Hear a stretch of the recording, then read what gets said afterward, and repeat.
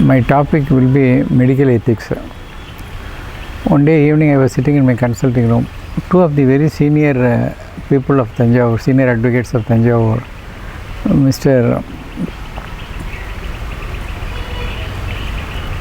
Subramaniam and Mr. Rajappa, came to see me. I was surprised. Both of them are more than 85 years old. I was surprised to see them because they are very senior civil advocates with very high reputation. Sir, what brought you here? He said, we would like to invite you for the peasants' anniversary. And they are the members of the Peasant Lodge. I am only the member of the Peasants Literary Society. They elect people of very high caliber and it's a very closed society. I am not a member there, but I used to attend their lectures, that's all. And they said, this is Peasants' anniversary, Anni-Peasants' anniversary, we would like you to talk on Anni-Peasant. He said, I don't know much about Anni-Peasant except my great-grandfather. My maternal grandmother's father was one of the founder members here, Tri Gopal Samaraj. Apart from that, I don't know much about Anni-Peasant. Why do you expect me to talk? They said, the occasion is Anni-Peasant's anniversary, but the talk we expect you to deliver is medical ethics. I was a little surprised, sir, you want me to talk on medical ethics? I was a little happy that they expect me to talk on medical ethics. These two people were known for their ethical practice. In fact, Rajappa is known as the estate advocate. All the estates in Tanjavur and nearby towns and this one are settled by Rajappa. They will go by his word. So to that extent, he was a man of great reputation. When he said, I said, I will prepare and come. And that day I delivered the lecture to a small group of people on Anni-Peasant's anniversary day. Then this led to a deeper topic, what is medical ethics and why should you practice ethics? See, we live in a society because civilization has taught us that man must live in a crowd, in a city, in a street, in a house, followed by streets. That is, and we have, each one of us have got a duty to perform. We have our own legal, moral, social, ethical societies. So, what is ethics, what is moral, what is social, what is legal?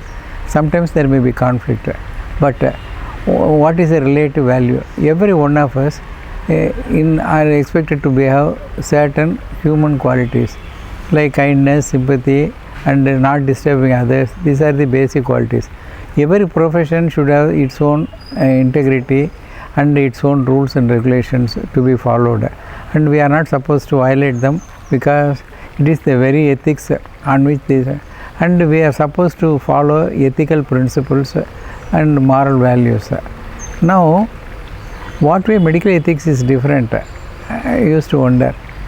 See, I will explain it. It's very difficult to define medical ethics without examples. I will tell you, we go to a lawyer. A lawyer is supposed to be honest to the client. He will say, advise the client what is right and what is wrong. They will try to put the facts. He will say whether the case could be won or not. He should also say what are the available facts. He should try to settle the case with his ability whenever it is possible.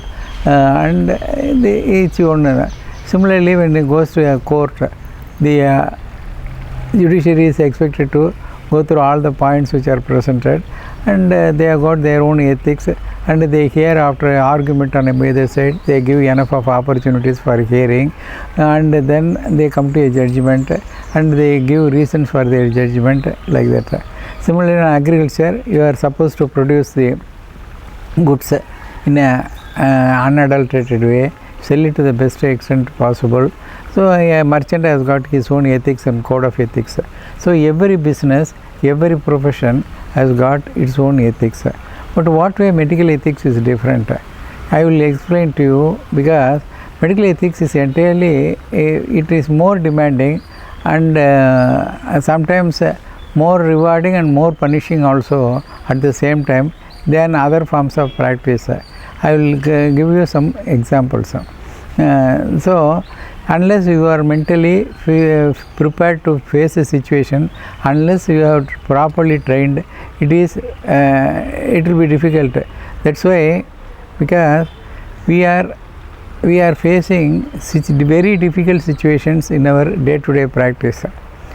For example, I am sitting in a consulting room. A patient comes to me, whether there is an unmarried lady, girl, college girl who is coming. I said she is coming with vomiting. I have ordered for an endoscopy to be performed on her. The physician has referred her for endoscopy, saying that she has got repeated vomiting. The girl alone enters my consulting room. She says, Ma, I want to do an endoscopy. I got anything to say? She says, I am pregnant. Unmarried girl, college girl, says she is pregnant. She has not told the mother. She has not told everybody. She is telling me for the first time. I am to shout at her, go and tell the mother, tell the nurse, tell anybody else. I have to decide myself. This is a situation for a doctor. See, there is a patient who is severely wounded, who comes to the hospital, who says that he has been hit by so and so, but he hides the history. He is not telling what it is. But I have to assume the fact, and I have to treat him. At the same time, take care that I treat the patient to the best of my ability, or I send him there. There is a patient who is brought with a shock, with BP pulse query.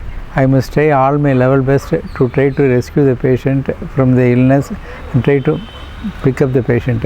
See, these are all these are all demanding situations which expect you only to treat, and you have to make your decision in a split second, which makes a difference between life and death in a patient. So, you are alone the judge, and you are punishable, or you will be appreciated, and that will somebody's life is at risk, or somebody's reputation is at risk. You have to weigh all the I will follow these things.